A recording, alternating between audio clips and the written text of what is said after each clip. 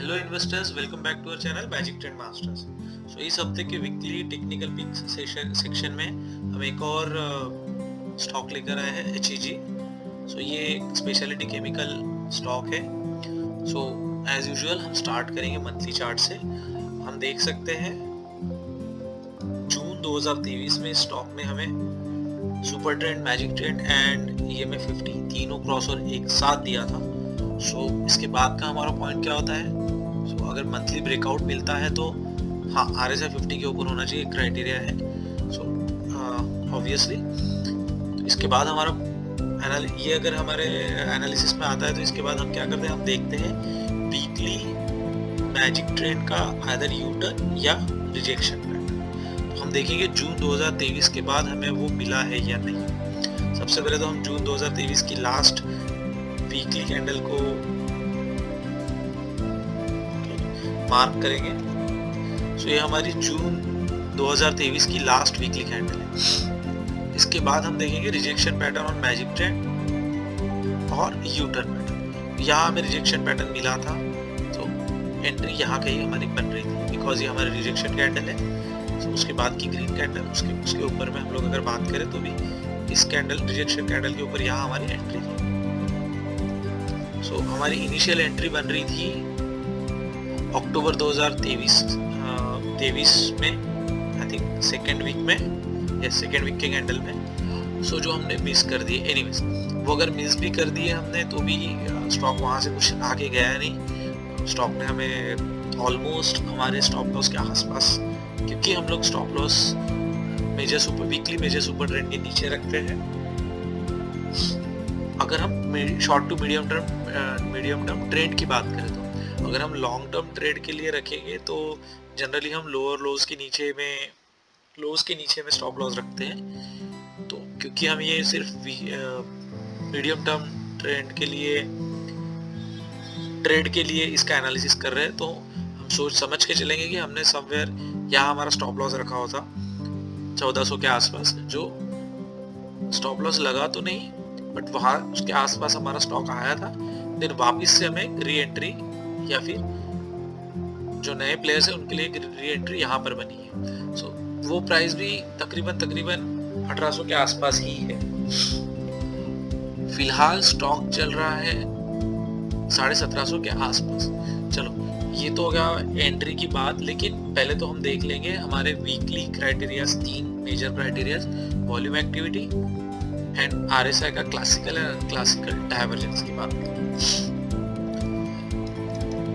हम देख सकते हैं क्लियरली, हमें नजर आ रहा है कि इस बॉटम पे अच्छी खासी वॉल्यूम एक्टिविटी हुई थी। उसके बाद वॉल्यूम ठंडा हो गया था एंड अभी रिसेंट अप मूव में फिर से वॉल्यूम ऑन एन एवरेज बढ़े हैं। ठीक है, वॉल्यूम एक्टिविटी हमारे लिए पॉजिटिव है क्राइटेरिया। अब हम दूसरे क्राइटेरिया देखेंगे जो होते हैं RSI के, क्लासिकल एंड नॉन क्लासिकल या अनक्लासिकल RSI डाइवर्जेंसेस। तो अगर हम इस बॉटम पे देखने की कोशिश करें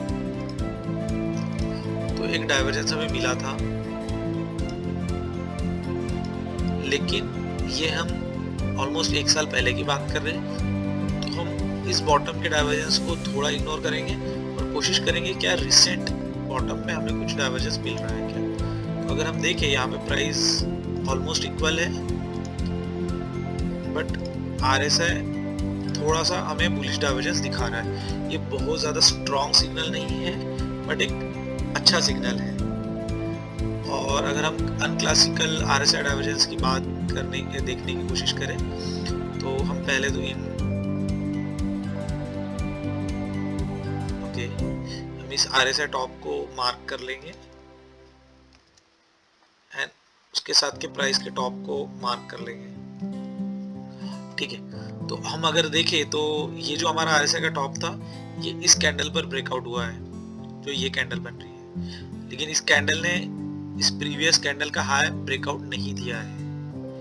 राइट, हम बोल सकते हैं कि हमारा प्राइस अभी भी लोज में है बट RSI हमारा क्रॉस कर चुका है। This is again unclassical RSI, bullish RSI divergence. So हमें यहाँ पे हम अगर देखना चाहे तो हमें तीनों हमारे जो क्राइटेरियाज है तीनों हमारे फुलफिल हुए हैं।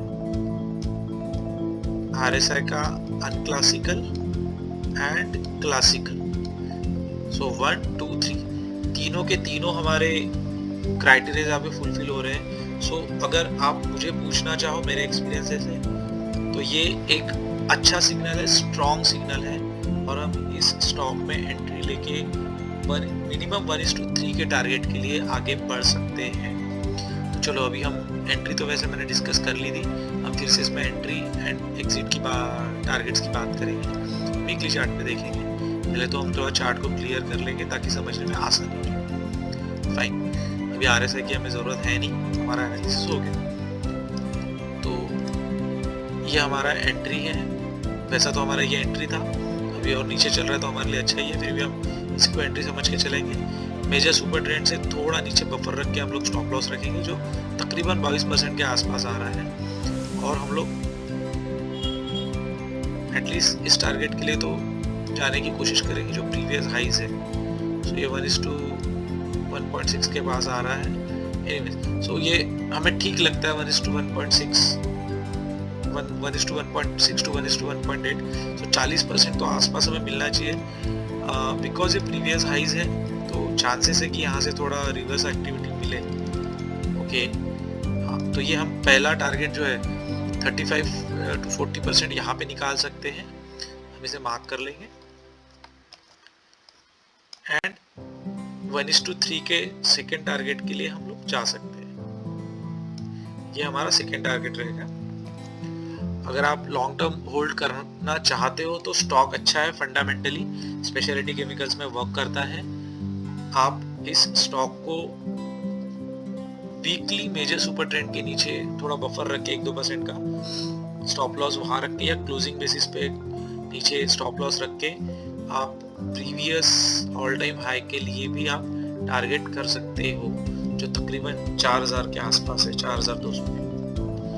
सो एज पर आवर एनालिसिस,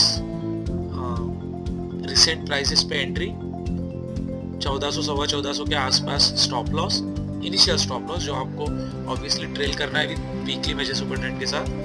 पहला टारगेट 2500 के आसपास, दूसरा 3000 3050 के आसपास, तीसरा 4200 के आसपास। So this is all about HEG।